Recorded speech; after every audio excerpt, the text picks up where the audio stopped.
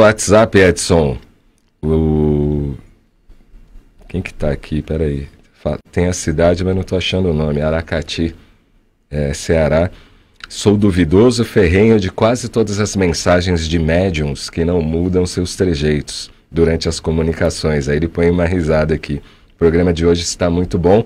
O meu defeito é que quando eu encontro muita certeza nos dirigentes espíritas, eu saio da casa. Era para eu enfrentar e tentar expor a minha opinião, mas infelizmente eu desisto. Por isso eu tenho certeza da minha existência enquanto espírita fora da casa, aí kkkk, dando risada. Hein? Legal essa opinião. Tem que questionar mesmo, viu? Como é o nome dele? Não está aqui o nome, viu? Só a cidade. Eu queria dizer o seguinte, eu sou presidente de uma casa espírita e não concordo com tudo que tem lá também. E eu sou presidente, quer dizer, então eu vou lá e vou impor a minha verdade. Não é assim, nós estamos todos num processo de aprendizado. Não existe professor de espiritismo, não existe médium, né, que possa dizer, olha, eu trago toda a verdade do espiritismo. O espiritismo ele é uma doutrina que veio justamente para fazer você despertar para o melhor. Então, a cada momento, o seu melhor pode mudar. De repente, eu tenho um aprendizado X, mais para frente eu leio um outro livro que me faz abrir a mente para outra coisa. E assim, aos poucos, a gente vai nesse processo, né, de aprendizado. Uhum. Então, o conselho que eu dou para ele é, ao invés de ele... Se ele está feliz não frequentar um casa espírita, ótimo, não há problema nenhum. Só que ele está perdendo uma tremenda oportunidade de se relacionar com os diferentes, né? E ali retirar aprendizados novos. É só isso. É só não querer impor a sua opinião. Né? Eu acho que as coisas elas têm que ser conquistadas e não impostas. Também pelo WhatsApp 996433827. Bom dia, RBN, José Antônio de Sorocaba. A única verdade é que não sei o que sei. A verdade é aprender com as diferenças universais. Amor, sim, é a grande força do universo. Jesus Cristo, Buda, entre outros. Valeu aí, José Antônio. Ô, Wendel, o Alexandre Anselmo passou aqui alguns releases. Isso. Nosso Lar, a Vida, a Morada da Esperança. Isso. Adaptação aí da obra de Chico Xavier, está em cartaz, né? Está em cartaz. Retornamos agora. Fizemos há 10 anos atrás, ficamos 5 anos em cartaz e agora retornamos. Sexta-feira, 21 horas? Não, domingos às 20h30 no Teatro West Plaza. Ah, tá. Também tem há 2000 anos, Isso. Uma História de Amor e Esperança. Isso. Também está em cartaz. Em cartaz. No mesmo teatro? No mesmo teatro, Teatro West Plaza, sextas às 21 horas. E Os Miseráveis, adaptação e direção do Gabriel Veiga Catelani e do Victor Hugo. Do Victor Hugo. Victor Hugo. Exatamente. Mesmo teatro? Mesmo teatro, aos sábados às 22 horas. E o Francisco, de todos nós, que é a vida de Francisco de Assis. Pô, legal. Aos domingos às 18, também no Teatro West Plaza. A história de Francisco é sensacional. Linda, né? É um musical belíssimo, estamos há 3 anos em cartaz com ele. Esses tempos eu assisti o filme que foi, eu não lembro o nome do diretor, mas é um filme que é... Do Zeffirelli? Isso, pô, é sensacional. É o Irmão Sol, Irmão Lua. Isso, fantástico. Sensacional aquele filme. Daqui a pouco ele vai terminar a história, deixa a Elaine chegar no carro e ligar o rádio para ouvir. Agora, conta um pouquinho da ser gestor aí da companhia do ator, também das salas, né? Então, e começou exatamente com o projeto, né? Como eu falava, e você perguntou, fez a pergunta ali como é que tudo começou e como começou em relação aos espetáculos, né? Ligados à doutrina. E aí o Despertar foi o início de tudo. E aí nós chegamos à conclusão que tinha uma força muito grande estes espetáculos e que eles chegavam até as pessoas e que eles transformavam de alguma forma. A arte tem essa função de transformação, né? De promover a catarse. E aí foi quando nós criamos o Projeto Adonai. Projeto Adonai, Teatro com Mensagem. E aí começamos. E aí logo em seguida fizemos o Nosso Lar, e aí há 2000 anos, que já está há 9 anos em cartaz, e agora Francisco de Todos Nós. É um desafio. Fazer arte, fazer cultura no nosso país é uma coisa que, assim, eu diria que é é trabalho hércules, né? Não é fácil, não. Onde você tem todas as correntes caminhando e te empurrando para que você não seja um gestor. Mas nós temos um projeto de formação de plateia. Nós tínhamos o Teatro do Ator, que sempre foi ali na Praça Roosevelt, que foi o antigo Cine Biju, que era onde era o nosso QG, foi onde nós fizemos esses espetáculos ligados à doutrina, que parecia uma coisa irreal, porque a Praça Roosevelt tem toda uma outra conformação, uma outra história, e todo mundo falava que a gente era louco de levar esses espetáculos para lá, mas assim, graças a Deus a gente nunca deixou de ter público, nunca, e sempre tivemos um público muito bacana. Inclusive no horário nobre, com a 2000 anos, quando nós estreamos. E sempre com o público vindo, enfim.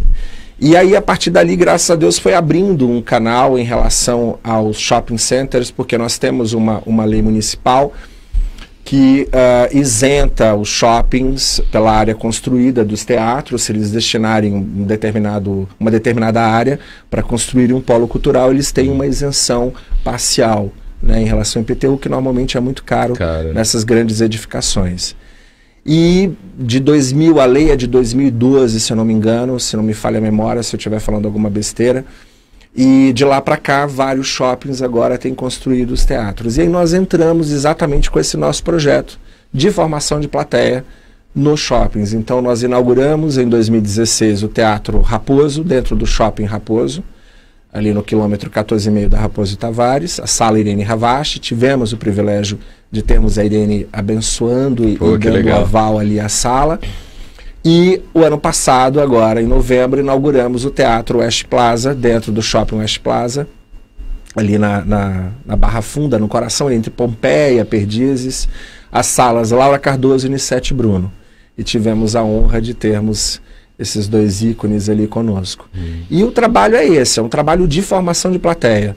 É trazer a plateia a um preço acessível, com espetáculos bacanas, propiciar não só para a gente, hoje a Companhia do Ator ela conta com mais de 100 atores ali fazendo os espetáculos, mas também para os nossos colegas, para outras pessoas, para outras produções, gerar cultura, gerar acessibilidade. A gente precisa, o nosso país precisa disso. Verdade. Lu Oliveira, facebook.com/TV Mundo Maior. Sou leiga na área espírita e interessada. Peço orientação. Qual livro posso ler para eu me integrar da leitura espírita? E aí, Edson? Eu vou recomendar que você comece com Kardec. Tá? Leia Kardec para você entender Kardec. Depois você pode ler os outros livros adjacentes aí. Então começaria com o Livro dos Espíritos. Tá? Você pode também, para entender essa questão, né, até essa questão cultural que a gente estava falando de Jesus, da forma de enxergar Jesus, né, de uma forma diferente, o Evangelho segundo o Espiritismo. O Livro dos Médiuns, para você entender os fenômenos, né, os efeitos. E depois o Céu e o Inferno, para demistificar essas crenças, né, de pecados eternos e tal. E a Gênese, que a Gênese aí, mas pega a Gênese renovada, tá? Não a Gênese original, não, adulterada. Pega essa aqui, essa edição nova aí da Gênese, porque infelizmente a Gênese que está presente aí no meio espírita é uma Gênese da 5ª edição, que ela foi adulterada por Le Marie, né? Depois do desencarne do Kardec. Então, o ideal é que você pegue a Gênese restaurada, que essa é a original de Kardec mesmo, tá? E o Douglas Rosa, que fez uma pergunta, você tinha respondido, Edson, aí ele fala que quando ele tenta falar de espiritismo, ele é ridicularizado pelas pessoas, né? Então, Douglas, eu acho que o problema é o falar. Eu costumo, inclusive, fazer esse questionamento para os alunos, né? Se é importante falar de espiritismo para as pessoas, para os familiares e tal. Às vezes nem todo mundo está preparado para ouvir as coisas espíritas, porque essas pessoas não estão preparadas para assumir a responsabilidade por seus atos. Né? Então o ideal é comportamento espírita. Quanto mais você se comportar como espírita, aí você vai despertar nas pessoas o interesse de querer saber o que é o espiritismo. Perfeito. Né? É isso aí. Wendel, conta lá a história agora. A mãe levou a... Então, e aí terminou no final do espetáculo, nós fomos conversar com ela. E ela simplesmente tirou a aliança de casamento e ela entregou para a atriz que fazia a minha mãe. A gente não sabia o que falar, a gente ficou olhando para ela, ficamos os dois ali, imagina, 2 jovens atores ali, e a gente sem ação, e ela... Ela, não, eu quero que vocês fiquem, porque eu quero que você fique, porque vocês não têm noção o que isso mudou a minha vida. Eu há 2 anos que eu não saía de casa, 2 anos que eu não tinha vontade de fazer nada, que eu não aceitava a morte do meu filho, a minha filha, isso assim. E eu em prantos, imagina, e todo mundo. E a gente percebeu, ali foi quando, literalmente respondendo a tua pergunta, foi quando eu falei, peraí, a arte que eu escolhi, que eu abracei, ela tem essa função.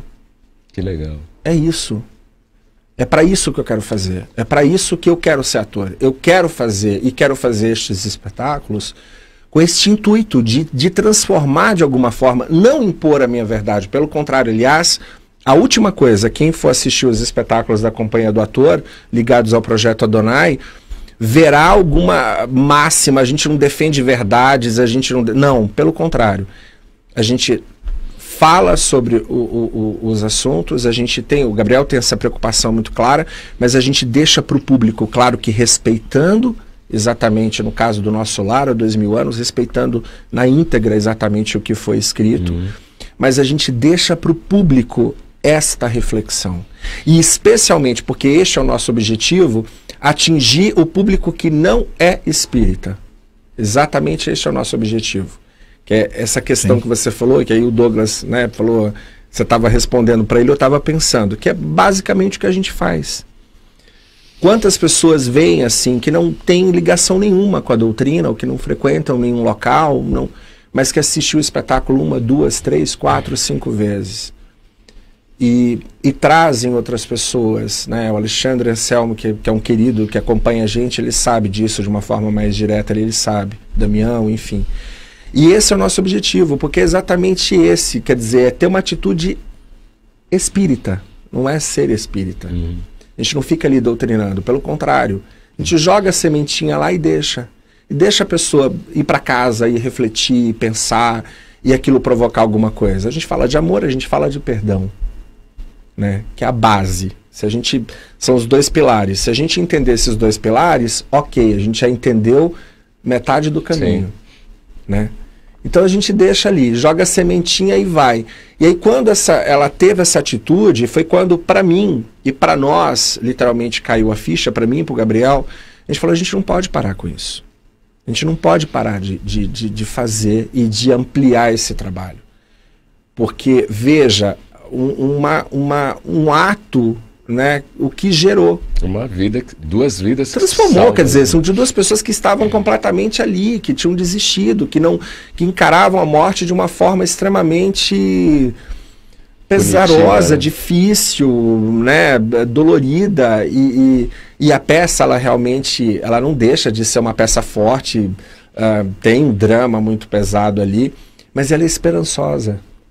Ela traz esperança, ela traz a sensação que era o que eu, de verdade, quando moleque, me incomodava, quando eu ia ao cemitério, por exemplo, e eu questionava aquelas coisas, eu falei, mas gente, me dava aquela angústia, eu falei, meu Deus, mas não é possível que seja isso, acaba aqui, eu falei, não dá para eu achar que eu tô ali, entendeu? Não tem cabimento.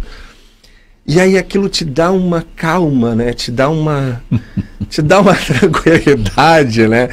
Te dá uma paz. E aí você saber, a gente vê, eu vejo muito, eu converso muito com o público, com os públicos, né, ao final dos espetáculos, e a gente vê na cara das pessoas, né, que dá um alento, dá uma coisa tão boa, as pessoas saem do teatro, sabe, renovadas, claro, chorando, mas renovadas. Eu falei, gente, pô, cumpriu o papel. É esse o papel, é essa a função. Né? Agora você vê a importância do papel do teatro, né, na divulgação espírita, né? A gente já falou sobre isso em outros programas, mas você pega, por exemplo, esse caso que o Wendel contou, né?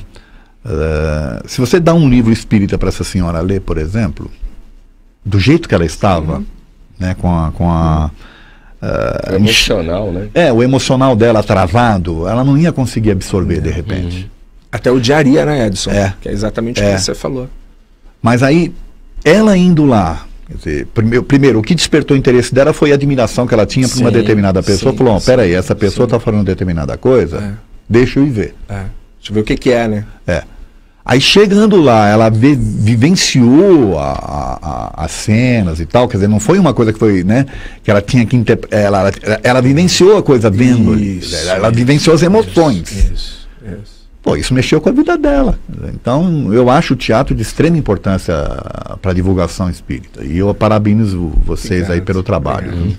Aqui pelo WhatsApp, Cláudio, a peça Jesus Rainha do Céu, moro em Garanhuns, cidade serrana de Pernambuco.